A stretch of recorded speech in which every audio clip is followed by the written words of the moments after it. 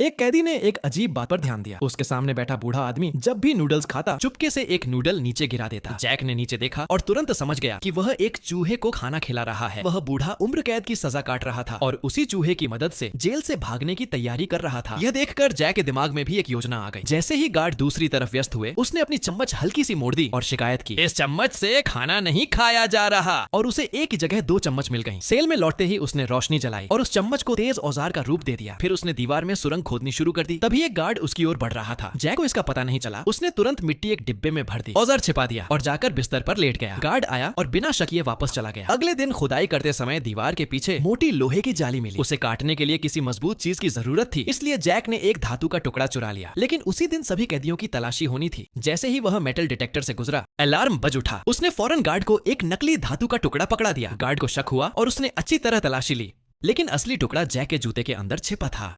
आखिरकार जाली कट गई और रास्ता तैयार हो गया। इसके बाद उसने गीले अखबार और कपड़ों से अपने जैसा एक पुतला बनाया। फिर उस पर त्वचा जैसा रंग लगाया और अपने उखाड़े हुए बाल चिपका दिए ताकि वह बिल्कुल असली लगे। रात होते ही जैक सुरंग के रास्ते बाहर निकल गया, लेकिन असली चुनौती अभी बाकी थी। सुबह निरीक्षण के समय उसका दोस्त लगातार गार्ड का ध्यान भटकाता रहा, जबकि जैक जेल की छत पार कर रहा था। गार्ड को लगा कि कैदी अब भी सो रहा है। तभी उसकी लाठी जोर से नीचे गिर गई। आवाज सुनकर वह चौंका, लेकिन बिस्तर पर पड़ा कैदी फिर भी नहीं हिला। जब उसने सेल के अंदर हाथ डालकर देखा, तब तक जैक वापस अपनी जगह पहुंच चुका था। पूरी कहानी जाननी है तो फिल्म एस्केप फ्रॉम अल्काट्राज़ जरूर देखें।